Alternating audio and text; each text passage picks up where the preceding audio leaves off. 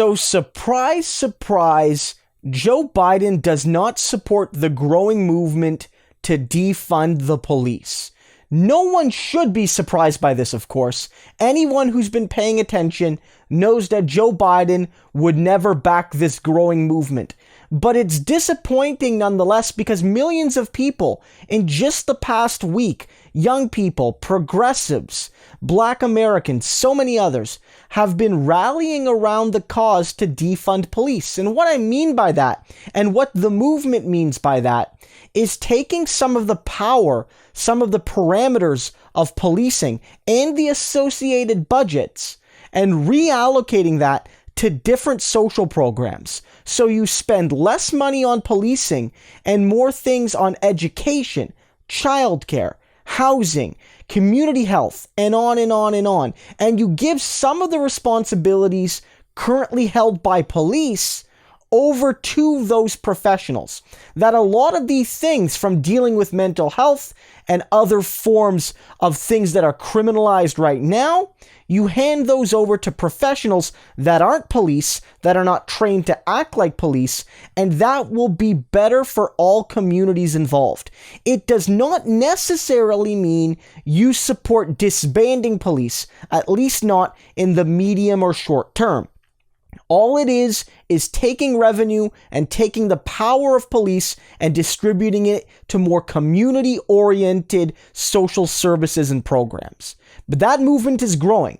Biden rejects it, however. Earlier today, Biden had to say this via a spokesperson who basically argued that Biden does support more money for many of those social programs, but actually doesn't want that money to come from the police. He feels the police need all the money and responsibilities they have now, but actually need more money and more responsibilities. So even after he got his spokesman to speak, he came out later on in the day from Houston and basically said, look, I want to spend $300 million on a community policing initiative type program, which is supposedly going to make it easier and more productive for police to integrate themselves into the communities they police, right? The law enforcement can be better acquainted to the people and the, neighborhoods they surveil.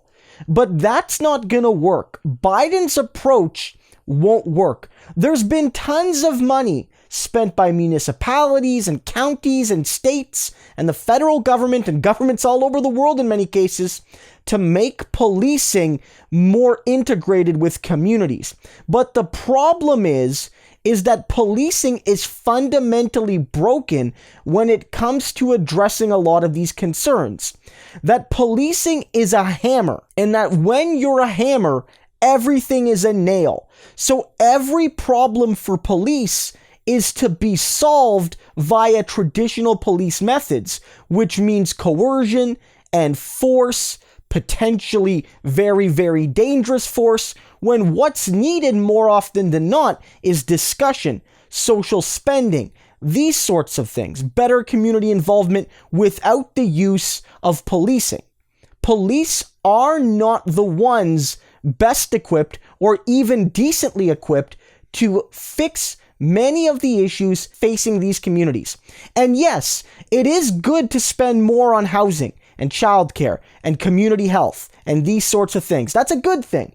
But as long as police are the ones still overlooking these things, as long as there are police in schools, as long as police do mental health checks all over the US and places like Canada as well, there will continue to be police overreach that will disproportionately affect people of color, poor people, people with disabilities, and on and on and on and on. And that's the problem. Police as a whole, their institution, I feel, is rotten. And you can't fix that necessarily by continuing to allow police to have this overreach. And Biden either doesn't understand that or does understand that and doesn't care.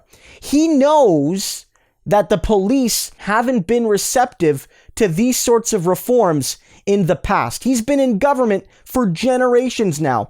There's always been attempts to tinker around the edges with policing, to tell them that they have to wear cameras, to tell them that they can't use a certain hold on a suspect, to tell them that they have to follow this regulation or to not follow that regulation. But those things don't fundamentally change anything because they don't address the core flaws, or police just ignore those regulations regardless, and they get away with it because police are treated in most of the country as being functionally above the law.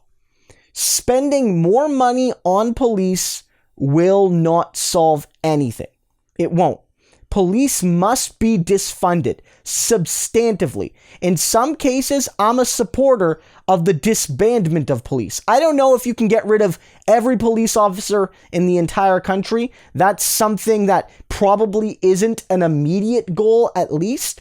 But to say that you can't take police budgets, which are some of the biggest portions of municipal spending pretty much everywhere, and reallocate that money to the things people need and for services that don't require force being levied against marginalized citizens, I think that's a good thing to make that reallocation. I think the money is there, and I think that distribution of power away from unaccountable police is the right move to make. So Joe Biden is, I believe, on the wrong side of history here. A growing movement of people, not just the radical left, but a growing movement of Americans is becoming more and more accustomed to the idea of taking money from the police and spending it elsewhere, and taking the power of the police and installing it elsewhere. This is not going away. George Floyd's legacy will be a fundamental transformation of policing and of social service in America. Tinkering around the edges, $300 million for community spending, more money to hire more police, wearing Conte scarves and doing a fake kneel like Pelosi did. None of that is the solution that Americans want or need.